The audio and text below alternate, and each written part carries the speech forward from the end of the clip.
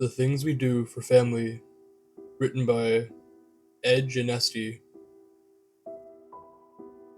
My parents died in a car crash on their way home from dropping me off my freshman year at Stanford. I never got the chance to call them and tell them I was settled in. They lay bleeding out in the street while I was decorating my room in crimson. It is only because of my roommate Joseph that I survived. Obviously, I was devastated and spent days straight hiding under the covers and alternating between utter rage and abysmal sadness. The only person willing to console me was Joseph, a perfect stranger who had every right to mind his own business. We would sit and he would listen while I played Jekyll and Hyde through the 5 stages of grief. The only things that I ate were prepared by him, and the only human interaction I had revolved around my feelings and his deep brown eyes. He saved me with kindness, compassion, and perfect loyalty. During our talks, he had convinced me to stay and continue school, as I had no home to go back to. I was an only child, and my parents were my only relatives, as they were orphaned at a young age and bonded over their struggle in foster care. I had nowhere else to be, so why not stay here and make something of myself, instead of crawling away to a hole to die? There is honor in sadness, but not cowardice, he would say. As old fashioned as that sounds, it made sense to me. Joseph was like that, a man out of time.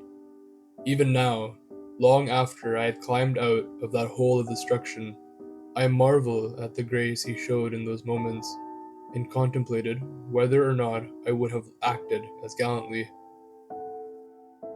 I knew Joseph was my family now. We are brothers, and I owe him my life.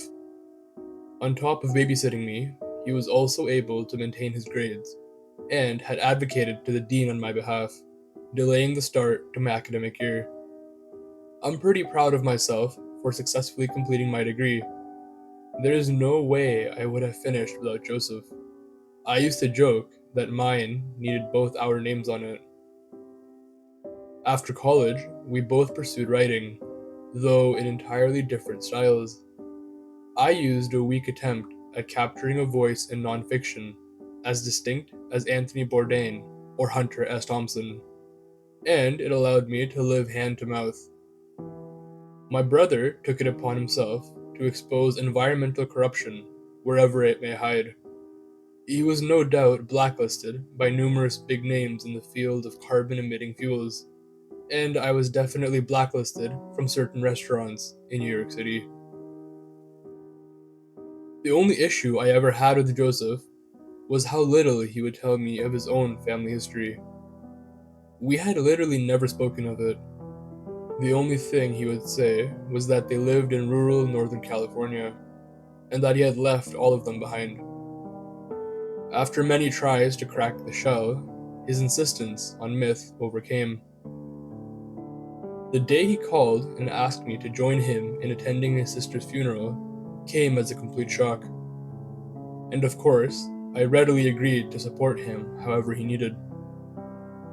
We met in San Francisco from different parts of the globe and rented a car to drive the remaining 6 hours north to the farthest reaches of the state. As we passed farmland, forested mountain lakes, and into volcanic plains, we didn't talk much. I knew the drill with him. He would speak when he wanted to talk. "It's funny how rocks don't change, huh?" he said with a grin at the absurdity of the statement. They were always the only landmarks to look for. My childhood had no street names, only geological descriptions in accordance to big rocks. It was the first thing he'd said to me since he stopped in Weed, a tiny town with a funny name off the five. I still have that lighter he insisted I buy. Well, I can't say I'm surprised, Joe. There are more telephone poles than trees. Eventually, we turned off the interstate somewhere past a place called Eureka, onto a dirt road, and as we did so, Joe's demeanor began to change. My family is different than anything you could imagine, Chuck. The land is different up here. I'm sure you've heard of Lemurians. Yeah, the people who supposedly live in Mount Shasta. No fucking way you're a Lemurian.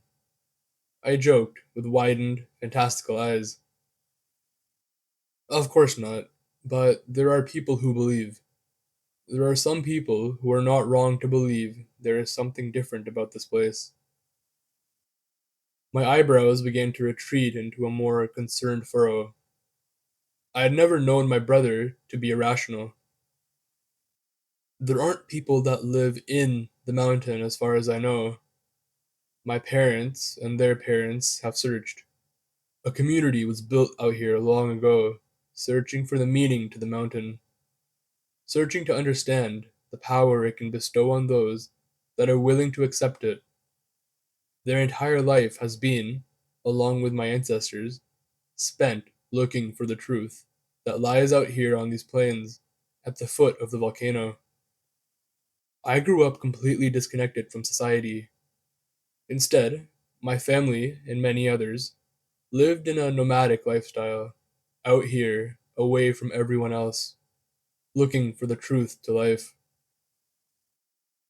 I had decided to support my brother in whatever way I could. As a much younger man, after many nights thinking back to our quiet talks, remembering his kindness, I had promised myself I would repay him however I could. I would be there for him. And it was with this in mind that I said, Joe, that's fucking crazy. He just smiled grimly. Now you know why we never talk about it. He spent the next hour jostling down a dirt road that traveled into the horizon unhindered. All the while, I asked questions, of which he did not answer. It wasn't until he stopped the car on the side of the road that he finally said anything. We sat for a moment in silence, and Joe's eyes began to well up, and he spoke. Chuck, I'm sorry it has to be this way. There is no way that I could have explained this to you that would have made sense. But you have to trust me. I will never let anything happen to you. I'm going to need your help here. Just do what I ask, and everything else will be okay. With that, he opened his door and beckoned me to do the same. As I slammed my door, gunshots ripped through my ears. Joseph fired a handgun that I was unaware existed into the air 3 times, and I screamed out of shock. We need to start walking, brother. We can't miss the funeral, he said, with brown eyes I had never seen contain so much sadness. My mind was made up a long time ago. I drew strength in my choice. Sounds good, brother. It took only 20 minutes for the sun to set after we left the car, and I was completely blind. Though I had good hold on the back of Joe's coat to help me keep track of him. Joe was locked in on something I couldn't see, and was sure-footed in his march to our unknown destination. For an endless amount of time, I huffed and puffed, and wondered what the hell was happening. Never once did I feel afraid to die, because I trusted Joe. I knew he wouldn't let anything happen to me. For some reason, I felt afraid for Joe. Eventually, a large structure loomed out of the darkness, almost as if by magic. A large yurt, made of animal hides, was standing prominently, with smaller versions scattered around it. There were torches outside the large yurt, illuminating a towering pillar of smoke emanating from the center of the tent. 2 men stood outside the main flap, and it was obvious we were expected. Joe saluted the man with his chest, in a fashion I'd never seen, and they allowed us to enter. Inside it was torturously hot and filled with people, all of whom would look more at home as an extra in a Conan movie than in the state of California. Little naked children ran about, squealing and playing amongst mothers. Bearded men with braided hair and ornamental beads all stopped talking at once when our presence became aware. All of them had weapons, though none looked intent on their use. In the middle of the tent sat two chairs, a pit of coals glowing white, and a large, tarped object. This is where all eyes merged as the silence of our arrival rippled through the tent. For a long moment, the fantastically dressed couple, seated on the thrones, gazed upon Joseph in loving contempt. I am pleased to see you still honor our traditions. We weren't sure you would come, the king said. Of course, father, she was my sister, he said in measured respect. Choosing to move on from the mountain does not change my respect for it, for what it has given us. I am here to honor my sibling. I chose to walk another path, not forget who I am. The throned man accepted this and turned to me. Do you speak English? Uh, yeah, I do. I finally choked through my astonishment at the whole situation. Very well. No time to waste, he said, and clapped his hands together. Immediately, a whirl of motion began. As drums beat in earnest, we were pulled bodily, made to move around the center pit. The entire tent groaned throatily, together in unison as they undulated together. Next to me, I could hear Joe doing the same, a sound emitting from his chest rather than his mouth. It infected the room and vibrated the yurt in an orchestra of humanity. Strongly, he grabbed my hand and led me to the pit, the mass parting for us, hurrying us toward his mother and father in the shrouded shape. All the while, the heat grew as we moved closer to the pit, descending down onto the fires, the thrones, and coals. Now that I could see, I realized they were not coals, but rocks being superheated by the earth, the volcano tangible to those who dare. We stood in front of the thrones, holding hands, as Joe's father began to speak in a deep tone that captured the energy of the jubilation, and as the beating of the drums crescendoed, he boomed, Finally, the lost son has returned. We are glad to have him, are we not? The entire tent chanted, Yes. The king continued, Joseph, tell of your sister. Tell of her glory. After a moment, Joseph, in an equally stunning voice, rejoined, Marian understood the circle. She understood family. She gave all for me, so that I may try and make a more direct change for our home, for our forgotten brothers and sisters. She is beautiful and wise. She is a worthy voice, returned to the many. Seemingly satisfied, Joseph's father said, You accepted the gift, Joseph. It is because of your sister that you were allowed to lead the life you do. She took up your burden. Have you made yourself worthy of this gift? That is not for me to decide. The king was surprised and proud of this. Then it is only right that you complete her cycle, from the fires to the fires again. Yes, Joseph said, looking at the shrouded figure, tears flowing down his face. The king turned and whipped the shroud away to reveal the crucified remains of Joseph's sister, molted green and black from days of decomposition. She looked just like Joe, The resemblance would not be betrayed by the rod. Ornately, she had been sliced at the navel, and her entrails lay draped amongst a small bouquet of flowers at her feet. The heat, the smells, and the sight all culminated in the most intense case of nausea imaginable, and I released it into the pit, adding the aroma. I felt like I was going to suffocate until I felt Joe's calming touch on my back. I wiped my mouth and stood up straight, remembering that this was a funeral. The king, looking directly at me, continued his speech. Upon the backs of your brothers, upon the backs of your sisters, is carried the future of our people. When we become one in that belief, then we are granted the strength of our ancestors. Marian understood this. She sacrificed greatly for Joe in his stead. Her brother chose to lead a path away from the mountain, and her love for him burned brightly while he was wayward. Because of this, her life energy collapsed prematurely. Now, Joseph, you are here to pay that debt. Are you here to carry your sister as she carried you?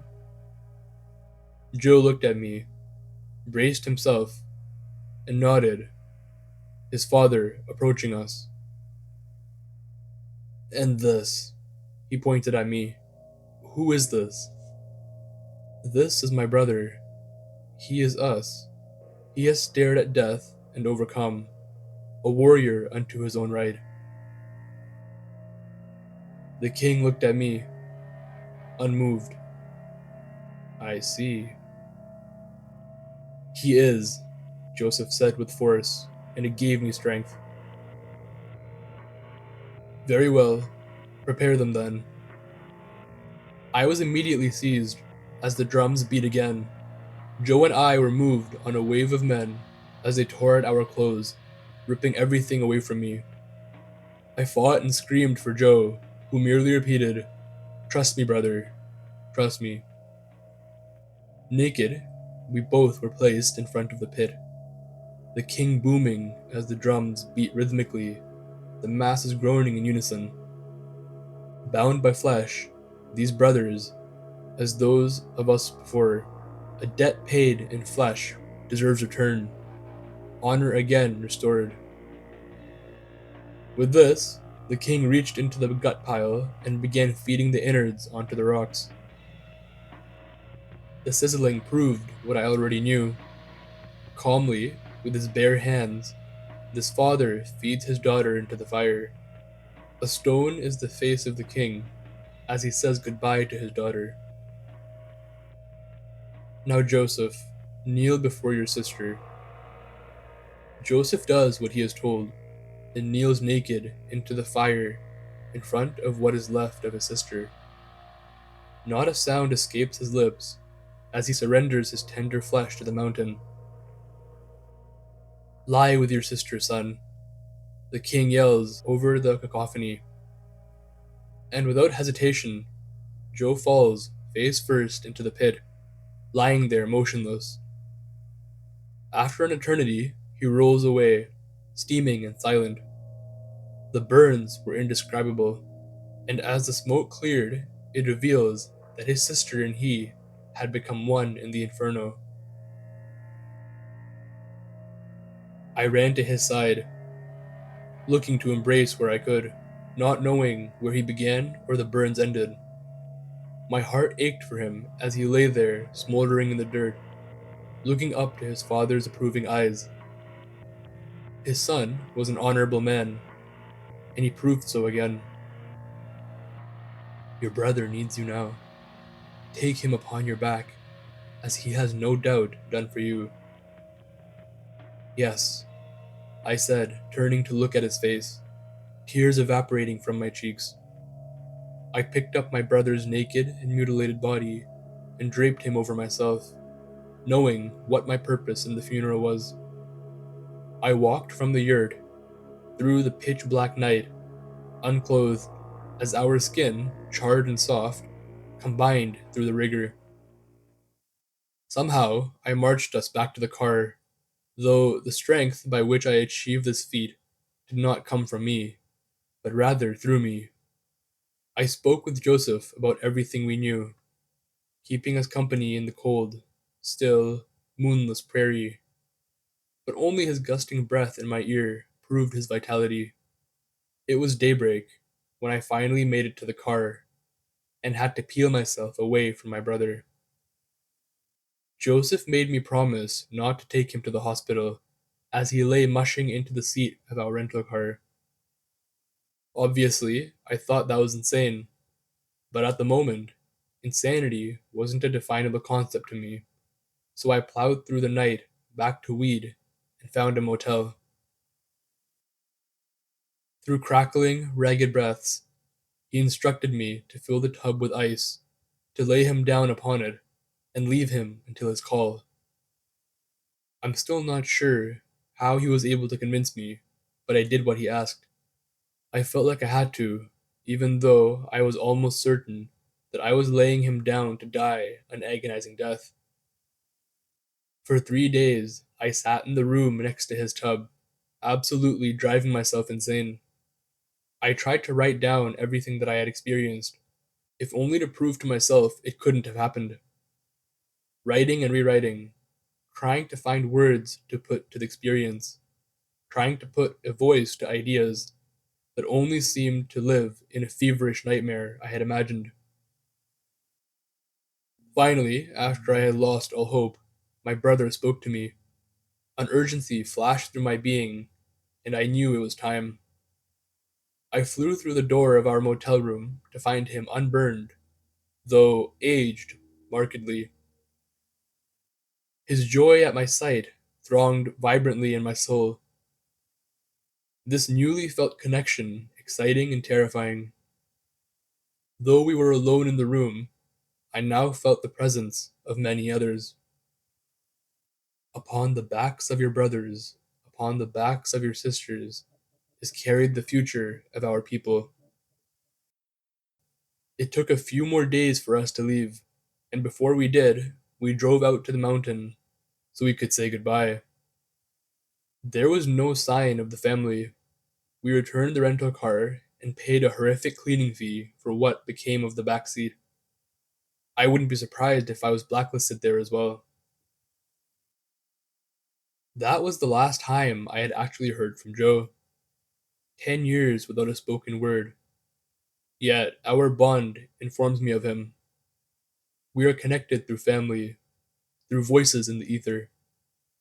Which is why a couple days ago, I could feel the news hit him, and then hit me. His call a few minutes later confirmed what I had already known. My life's goal was to explain how I felt about my parents' death to the world.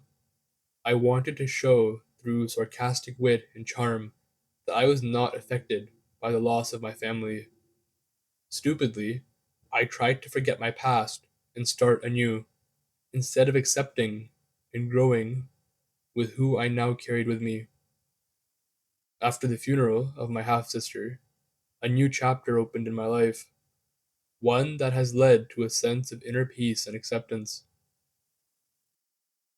A few days ago, Joseph's father died, and it is time for another funeral. It's time to help my brother prove his worth again. Upon the backs of our brothers, upon the backs of our sisters, is carried the future of our people.